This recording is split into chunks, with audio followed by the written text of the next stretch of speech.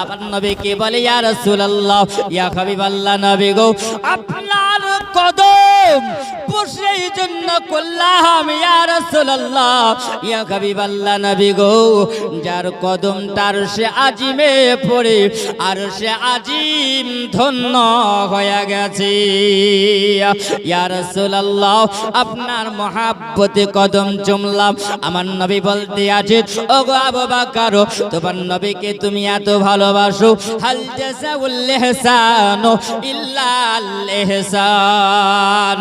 ওগো আবু বকর তুমি নবীর কদম ধরে যখন চুমেছো আমি নবী তোমাকে জানাইয়া দিলাম এর বদলা আমি নবী তোমাকে তার আমি আল্লাহর নবী এই জন্য তোমাকে এর বদলা আমি নবী তোমাকে নাম দিব পুরস্কার নবী আমি দিয়ে দেব। যারা বলেন হযরত আবু বকর তিনি বলেন আমার নবী আমাকে পুরস্কার দিয়েছিলেন না আর কি পুরস্কার দিয়েছিলেন বাবা ইনশাআল্লাহ আপনাদেরকে শোনাবো। আবার নবী কি পুরস্কার আবু বকর কে আল্লাহর নবী দিয়েছিলেন। আব্বাজিরা আমার সোনা মানিকেরা হযরত আবু বকর তিনি বলেন আমি নবীকে যখন কাঁধে করে নিয়ে আমি উঁচু পাহাড় যেটা 3 মাইল উঁচু পাহাড় ওই 3 মাইল উঁচু পাহাড়ে আবু বকর আবার নবীকে নিয়ে গেলেন। আর যখন নিয়ে যাওয়া আবু বকর বলে ইয়া রাসূলুল্লাহ ইয়া হাবিবাল্লাহ নবী গো আপনি একটু আরাম করেন সামনে দেখতে পাওয়া যায় একটা গুহা দেখা যায় এই গুহাতে ইয়া রাসূলুল্লাহ আমি আগে ঢুকবো তারপরে আপনাকে ঢোকাবো। জোরে বলুন কেন আবু বকর মনে রে দাদা আমার নবীকে এত ভালোবাসি। হযরত আবু বকর তিনি বলেন আমি নবীকে বসিয়ে দিলাম আর আমি ঢুকলাম কেন এই জন্য যদি ওই গুহার ভিতরে সাপ বিচ্ছু যদি থাকে হিংস্র প্রাণী যদি থাকে তাহলে আমাকে ধ্বংস আগে করবে আমাকে আগে আক্রমণ করবে আর আমি যদি আক্রমণে যদি আমি ইন্তিকাল করে যাই আমি যদি মারা যাই আমার বিনিময়ে আমার নবী বেঁচে থাকবে। জোরে বলো আমার নবীকে আবু বকর এত ভালোবাসেন নাও। হযরত আবু বকর বলে নাও আমি যখন ঢুকে গেলাম ওই ঢুকে যাওয়ার পরে হযরত আবু বকর বলে একটু জঙ্গল ছিল আর জঙ্গলটাকে আমি পরিষ্কার করে দিলাম আর পরিষ্কার করে দেওয়ার পরে যেন দেখতে পাওয়া যায় ছোট ছোট ছিদ্র যেন দেখতে পাওয়া যায় একটু গুহা দেখতে পাওয়া যায় হালকা হালকা যেন গর্ত দেখতে পাওয়া যায়। হযরত আবু বকর বলেন ও আল্লাহ তাআলা আল্লাহ পাক এই গুহার ভিতরে না জানে যদি কোনো বিচ্ছু যদি থাকে হয়তো আমার নবীকে দংশন করে নেবে আমি কেমন করে বন্ধ করব।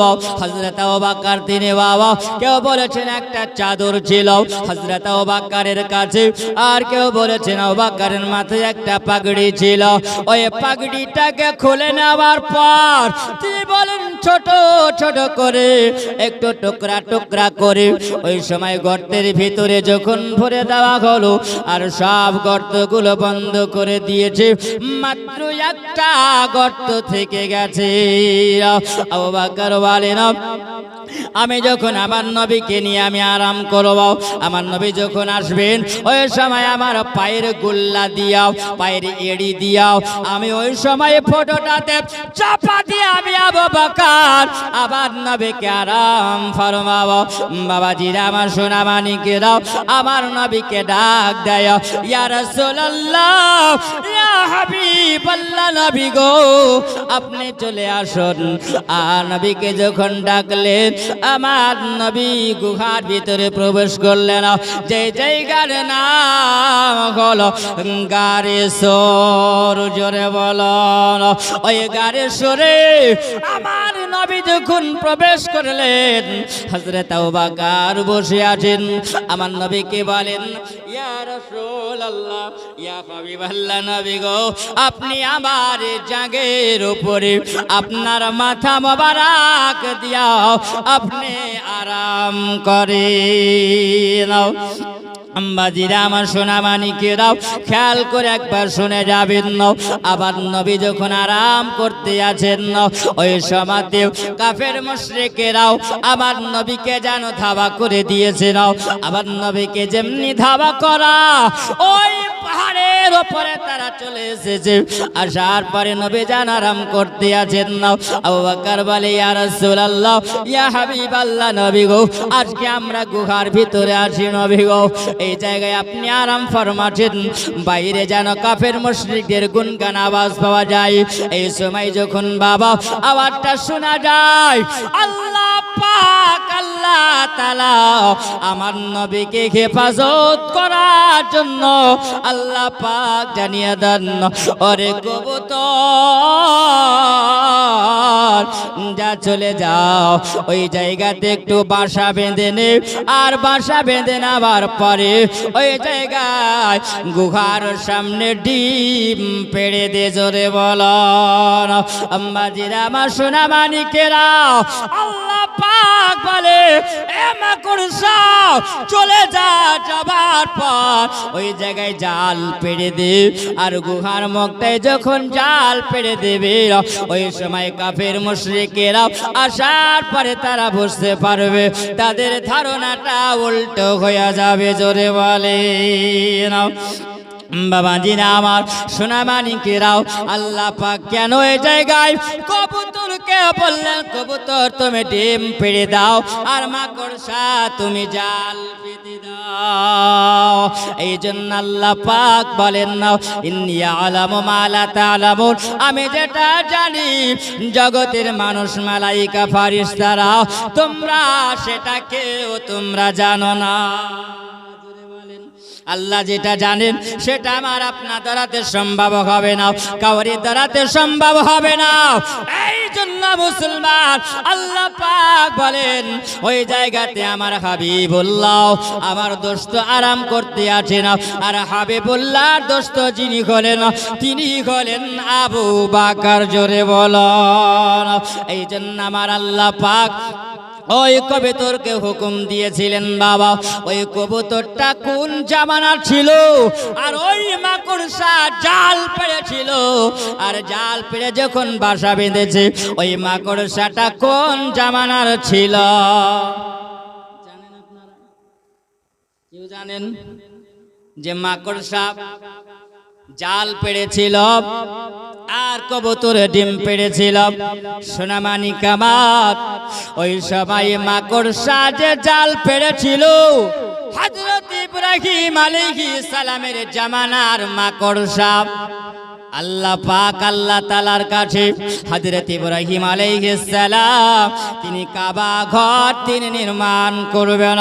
তিনি যখন একটু চিন্তায় বসে আছেন, কোন জায়গা থেকে ধরব, আল্লাহ পাক আল্লাহ তাআলা জানিয়েছিলেন, ওরে মাকড়সা চলে যা, আমার পয়গম্বর ইব্রাহিম আলাইহিস সালামকে ওই জায়গার নিশানাটা দিয়া তুমি জাল পেড়ে দাও, তাহলে তিনার বসতে সুবিধা হবে, জোরে বলেন সুবহানাল্লাহ। আল্লাহ পাক বলেন, এ মাকড়সা যখন আমার পয়গম্বর ইব্রাহিম আলাইহিস সালামকে তুমি যখন সহযোগিতা করেছো, আমি আল্লাহ পাক আল্লাহ তাআলা তোমাকে অতদিন হায়াত আমি দেব, যতদিন আমার নবী হিজরত করে মক্কা থেকে মদিনা যাবে, অতদিন তোমাকে আমি আল্লাহ পাক হায়াত দান করব, জোরে বলেন। আল্লাহ পাকের সব ইচ্ছা হয় বাবা। ওই কবুতরটি ডিম পেড়েছিল, ওই কবুতর ডিম পারল, ওই কবুতরটা ছিল হযরত নূহ আলাইহিস সালামের জামানার, জোরে বলেন। বাজিরা আমার সোনা মানিকেরা, হযরত নূহ আলাইহিস সালাম সর্বপ্রথমে বলেছিল, যখন তোমরা যাও, যদি পাহাড় থেকে নৌকা যখন লেগেছিল আর যখন পানি কমে গেছিল, কমে যাবার সবাই আল্লাহর পয়গম্বর নূহ আলাইহিস সালাম বলেছিল, বলে যারে ওরে কবুতর যাও তুমি একটু খবর নিয়ে এসেছিল। ওই কবুতর যখন খবর দিল, আল্লাহর পয়গম্বর কবুতরের কাছ থেকে খবর সুসংবাদ পেয়েছিল। ভালো সংবাদ পাওয়ার কারণে আল্লাহ পাক আল্লাহ তাআলা বলেন, ওরে কবুতর বলে শোন, তুই যখন আমার পয়গম্বর নূহ আলাইহিস সালামকে তুই যখন রাজি করে নিয়েছিল, আমি আল্লাহ পাক তোর উপরে আমি আল্লাহ খুশি হয়েছি। জোরে বলেন। এই জন্য আল্লাহ পাক বলে নাও, ওরে কবুতর বলে শোন নাও, তুই মানুষের কাছে হবি প্রিয়, কারণ আমার নবীর কাছে যখন প্রিয় হয়েছিল, আমি আল্লাহ পাকের কাছে তুমি হলে প্রিয়। তবে তোমাকে আমি আল্লাহ পাক অতদিন আমি আল্লাহ হায়াত আমি আল্লাহ দিব, যেই দিনে আমার নবী মক্কা থেকে হিজরত করে যাবে আর কাফের মুশরিকের আসবে, আর ওই জায়গায় তুমি ডিম পেড়ে দেবে, মাকড়সা জাল পেড়ে দেবে, কাফেরদের ধারণাটা উল্টা হয়ে যাবে। তার কারণ কেউ বুঝতে পারবে না গুহার ভিতরে যদি কোনো মানুষ যদি প্রবেশ করে, তাহলে মাকড়সার জালগুলো ছিঁড়ে যাবে আর কবুতর থাকতে পারে না, কবুতর আপন বাসা ছেড়ে উড়ে তারা পালিয়ে যাবে। এটাই হলো আল্লাহ পাক জানে। অগণবে আমি আল্লাহ পাক এই জন্য ওই কবুতরকে আর ওই জায়গাতে মাকড়সাকে আল্লাহ পাক জাল পাড়ার হুকুম দিয়েছিলেন। জোরে বলুন সুবহানাল্লাহ। আর একটা জানো, কাফিরেরা যখন না ওই জায়গায় ষড়যন্ত্র করে, তারা বলছেন চলো গুহার ভিতরে হয়তো আছে, ওই গর্তের ভিতরে হয়তো আছে। কেউ বলছেন না, কেমন করে হতে পারে, কোনো মানুষ যদি গুহার ভিতরে ঢুকে মাকড়সা জাল পেড়ে আছে, জালগুলো ভেঙে যাবে, জালগুলো থাকবে না, আর কবুতর ডিম পেড়ে বসে আছে আর আপন বাসাতে থাকবে না, কবুতর উড়ে পালিয়ে যাবে। এইরকম ভাবে তারা যখন মনের মধ্যে ষড়যন্ত্র করে, ওই জায়গাতে বাবা একটা প্রাণী ওই জায়গাতে বলেছিল, ঠিক ঠিক করে নবীর বিপক্ষে সাড়া দিয়েছিল। আপনার বাড়িতেও আছে, আমার বাড়িতেও আছে। যাকে যদি এক বাড়িতে মারা যায়, আমার নবী বলেছেন 100 নেকি পাওয়া যায়। জোরে বলেন। কটা মেরেছেন?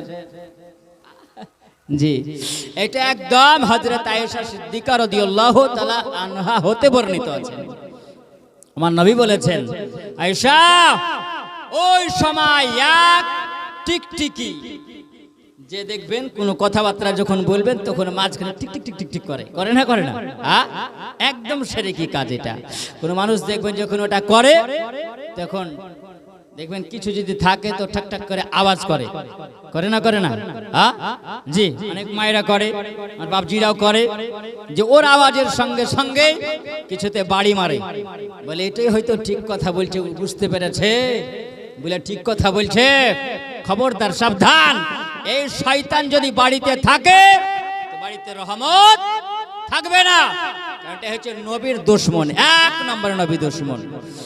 আর আমার নবী সাল্লাল্লাহু আলাইহি ওয়াসাল্লাম বলেছেন, সুবহানাল্লাহ, ইব্রাহিম আলাইহিস সালাম, ইব্রাহিম আলাইহিস সালামকে যখন আগুনে ফেলা হয়েছে, তখন ওই সময় রাস্তা দিয়ে এক ব্যাঙ আর এক গিরগিটি, বুঝলেন, গিরগিটি হেঁটে যাচ্ছে, সাপ আর ব্যাঙ হেঁটে যাচ্ছে। ওই সময় দুজনের সঙ্গে কথা হচ্ছে, রে তুই কোথায় যাবি? তো বলছে যে আমি তো যাব, ইব্রাহিম পয়গম্বরকে নাকি আগুনে ফেলেছে, আমি যাব, যাওয়ার পরে একটু পেছাব করে দিব, আমার পেছাবে যদি একটু আগুন লিভাই। জোরে বলেন সুবহানাল্লাহ। আচ্ছা, ব্যাঙের পেছাবে কি আগুন লিভাবে? সম্ভব হবে? বড় একটা জায়গাতে যদি আগুন লেগে যায় তো আগ বাঁধনা পানি দিয়ে ঢেলে দিলে পারে লিভাবে? লিভাবে না, তাই না? কিন্তু মহব্বত দেখেন, নবীর মহব্বত, ইব্রাহিম পয়গম্বরকে যে মহব্বত করেছেন, আমার একটু পেছাবে তো আগুন নিভাবে না, কিন্তু যতটুকুই নিভাই আমি নবীর পক্ষ হয়ে আমি যাব। তখন গিরগিটি বলছে, বলে শোন, তুই যে লিভাবি আর আমি যে ফু দিয়া ধরাবো। দেখবেন অনেক জায়গাতে ঠান্ডার টাইমে রাস্তাঘাটে কিন্তু বসে একটু মানুষেরা আগুন জেলে একটু গোল করে ঘেরে বসে থাকে না, আগুনে ভিজে গেলে কিন্তু ফু দিয়ে, তাই না? জি বাবা, ওই গিরগিটি বলছে যে আমি যাব, আর যাওয়ার পরে ফু দিয়ে ধরাবো। আল্লাহ পাক সব কিন্তু শুনছে না শুনছে না? আজকে এই জায়গাতে বসে আছেন, নবীর মহব্বতে বসে আছেন, কিন্তু মুসলমান আজকে আমাদের বিচার হলো আলাদা, তাই না? এটা মহব্বতেও সবকিছুই কিন্তু হয়। আল্লাহ নবী সাল্লাল্লাহু আলাইহি ওয়াসাল্লাম বলেন, ওই জায়গাতে দেখলেন দুটোর নিয়াত কিন্তু আলাদা আলাদা, তাই না? আলাদা আলাদা নিয়াত, কিন্তু মহব্বতটাও হলো আলাদা। একটা হলো খারাপ আর একটা হলো ভালো। আল্লাহ নবী বলেন, ওই গিরগিটি যদি তুমি এক বাড়িতে যদি মারতে পারো তো একটা মাকবুল হজের সমান নেকি পাওয়া যায়, জোরে বলে। আর হযরত আয়েশা সিদ্দিকা তিনি বলেছেন যে তোমাদের বাড়িতে যদি টিকটিকি থাকে আর ওই টিকটিকি যদি ঠিক যদি করে কোনো কথার মধ্যে, বলে না যে কথার ভিতরে লতা ভরিস না, বললে কিন্তু ডিস্টার্ব হয়। অনেক মানুষ দেখবে ভাগ ভাগ করে বকলে পারে কথার ভিতরে টুক করে কথা বলে দেয় না, জি বাপ। সুবহানাল্লাহ। আর কাজই হলো এটাই, মানুষকে বিভ্রান্তি করা।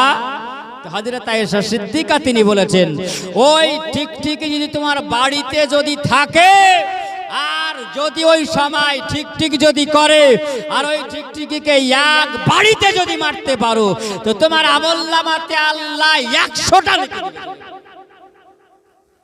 দুই বাড়িতে যদি মরে তাহলে 10 নেকি কমে যাবে, 90 হবে। 3 বাড়ি যদি হয় তো সুবহানাল্লাহ 10 করে তোমার কমে যাবে। হযরত আয়েশা সিদ্দিকা নবীকে বলেন, ইয়া রাসূলুল্লাহ, তাহলে ওই টিকটিকিটার বদ খাসলত না ভালো খাসলত? বলছেন আয়েশা, সেই সময় কাফেরদেরকে ঠিক করে আওয়াজ দিয়েছিল এটাই সত্য হবে, কিন্তু সুবহানাল্লাহ আল্লাহ পাক যে আমাদেরকে হেফাজতে রেখেছিলেন, জোরে বলেন জি বাপ। সুবহানাল্লাহ। তো বাড়িতে ওই শয়তান জিনিস রাখবেন না, বাড়িতে কোনো উন্নতি থাকে না, হয় না, যেটা আয়েশা সিদ্দিকা তিনি বর্ণনা দিয়েছেন। বাবাজিরা আমার সোনা মানিকেরাও একবার খেয়াল করে শুনে যাও। আল্লাহ পাক আল্লাহ তাআলা ওই সময় বলেছিল, কবুতরে ডিম পাড়িল, মাকড় সাথে জাল পাড়িল, জোরে বলো না, কবুতরে ডিম পাড়িল, মাকড় সাথে জাল পাড়িল, আরে হেফাজতে আল্লাহ তাআলা, হেফাজতে আল্লাহ তাআলা নবীরে মদিনাতে পাঠালো, কবুতরে ডিম পাড়ি গেল। আম্মাজিরা আমার সোনা মানিকেরাও, ওই সময় আল্লাহর নবী যেন আরাম করতেন আছেন। হযরত আবু বকর বলে, ইয়া রাসূলুল্লাহ, ইয়া হাবিবাল্লাহ নবী গো, বাইরে কাফেরেরা যেন ষড়যন্ত্র করতে আছে নাও। আবার নবী বলেন, লা তাহজান ইন্নাল্লাহা মা'ানা, জোরে বলেন। আবার নবী বলছেন, বলে আবু বকর, আমরা এই জায়গাতে আছি যার ইবাদত আমরা করে আল্লাহ পাক আমাদেরকে হেফাজত করবে, জোরে বলেন। আল্লাহ রাস্তায় যদি তোমরা থাকো আল্লাহ পাক হেফাজতে করবে না।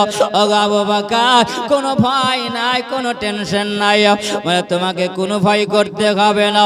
হযরত আবু বকর আবার নবীকে নিয়ে আরাম করতে আছে না। ওই গুহার মধ্যে গারসুরের মধ্যে বাবা একটা সাপ লুকায়া ছিল, ওই গর্তের মধ্যে সাপ ঢুকেছিল।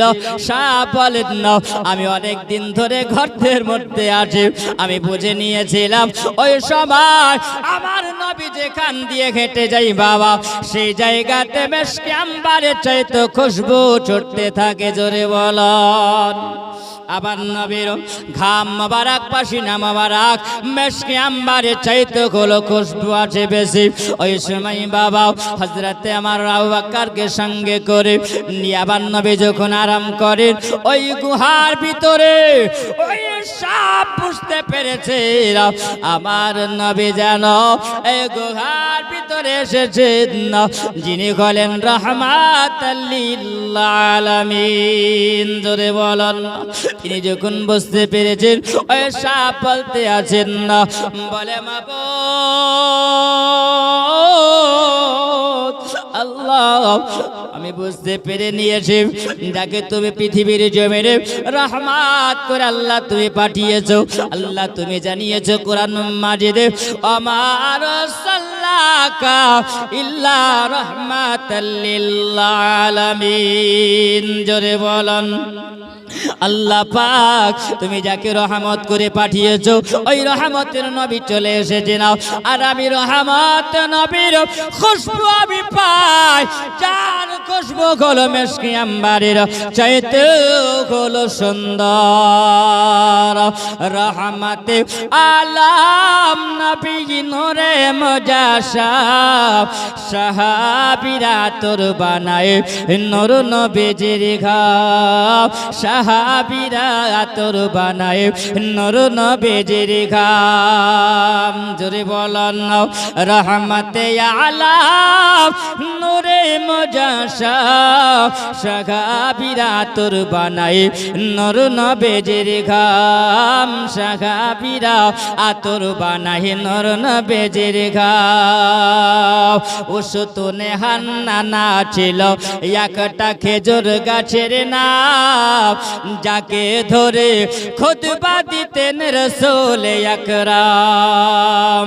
জোরে বলেন। উসতুনে হান্নানা ছিল একটা খেজুর গাছের নাম, যাকে ধরে খুতবা দিতেন রাসূল আকরাম। তোমরা আরো শোনবানে সুন্দর কাহিনী, তোমরা আরো শোনবানে সুন্দর কাহিনী। জান্নাতের রুমে রুমে দয়ার নবীর নাম, জান্নাতের রুমে রুমে দয়ার নবীর নাম। রহমতে আলাম নূরে মুজাশাব, সাহাবীরা তোর বানায় নূর নবীজির ঘাম, সাহাবীরা তোর বানায় নূর নবীজির ঘাম। মাজিদ আমার সোনা মালিকেরা, ওই সময় ওই গুহার ভিতরে যে সাপ রয়েছে, সাপ বলে আমি মহাভূতে ছটফট করতে আছে। আমি যখন দেখলাম এক এক করে আমি গর্ত করে রেখেছিলাম, এক একটা গর্ত নয়, কিতাবের মধ্যে লেখা আছে বাবা, তিনি বলেছেন আমি ওই সময় 70 থেকে 72টা গর্ত করেছিলাম। জোরে বলেন। ওরে গুহার সাপ বল, আজকে তুই কেন এত গর্তগুলো করেছিলি বল? বলতে আছে এই জন্য আমি জানতাম আমার রহমতের নবী আসবেন মক্কা থেকে হিজরত করে, তিনি মদিনা যাবেন। আর 3 দিন ধরে এই মক্কা থেকে যখন আসবে না, 3 দিন ধরে গাড়ে সুরে এই গুহার ভিতরে আমার ওই নবী একটু আরাম করবে না, আর ওই সুযোগে আমার নবীকে আমি দর্শন করে নেব। কেউ বলেছেন ওই সাপটা ছিল বাবা হযরতে ঈসা আলাইহিস সালামের জামানায়, কে বলেছিল ওই সাপটা হযরতে মুসা আলাইহিস সালামের জামানায়। একটু জীবনীটা একটু আলগা করি বাপ, এই সময় শুনবেন বুঝতে পারা যাবে। ওই সময় বলেছিলেন মুসা আলাইহিস সালামের একজন আশিক, একজন প্রেমিক, তিনার সাহাবী। ওই সময়তে বাবা তিনি বলেছিলেন আমি ওই সময় তাওরাত পড়তেছিলাম, যে তাওরাত কিতাবটা হযরতে মুসা আলাইহিস সালামের উপরে আল্লাহ পাক আল্লাহ তাআলা নাজিল করেছিলেন। ওই তাওরাত পড়তে যখন আমি ছিলাম, ওই তাওরাতের মধ্যে দেখে ওই মুহাম্মাদের নাম লেখা আছে, আমার নবীর নাম লেখা আছে। এক এক করে আমি নামগুলো যখন কাটতেছিলাম, কারণ মুসা আলাইহিস সালাম আল্লাহ পাক যাকে কালিম আল্লাহ বানিয়েছেন ওই কিতাবের মধ্যে দেখলাম আমি মুসা আলাইহিস সালামের নাম দেখা যায় না, আমি দেখলাম কয়েক জায়গায় নাম আছে আর মুহাম্মাদের নামে ভর্তি হয়ে আছে। আমি মুহাম্মাদকে দেখি নাই, আমি তো এই নবীকে কোনোদিন দেখিনি, তবে ওই মানুষটার নাম কেন আছে?